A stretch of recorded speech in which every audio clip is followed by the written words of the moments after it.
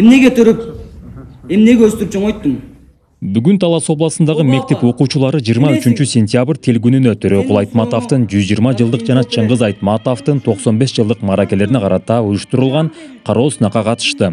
Өспүрүмдөрдүн көркөм окууларына атайын калыстар тобу баа берип, мыктыларын тандашты.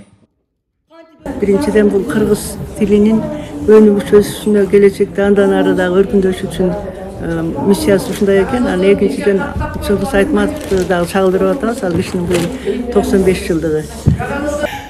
Сөксөлдүн баары соолуп бир. Кароо сынакты өткөрүүгө Альянс Алтын компаниясы колдоо көрсөттү. Сынактын байге фондусуна 200 000 сом акчабай демөөрчүлүк кылды.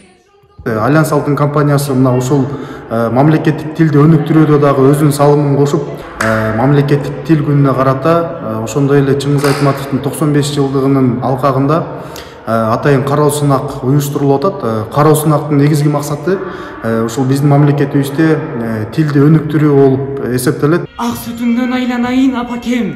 Сынакта окуучулардын сөз чеберчилигине, сахнада өзүн алып жүрүүсүнө, образына жана тандап алынган чыгарманы жеткире аткаруусуна баа берилди. Максаты кыргыз тилин өнүктүрүүгө жаштарды тартуу.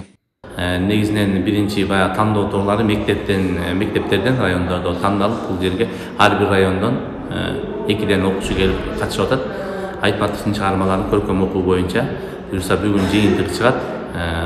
Финалисттерге атайын Альянс Алтын компаниясы тарабынан каржылоосу менен акчалай сыйлыктар, сертификаттарды тапшыруу 30 сентябрда Манас ордодо уланат.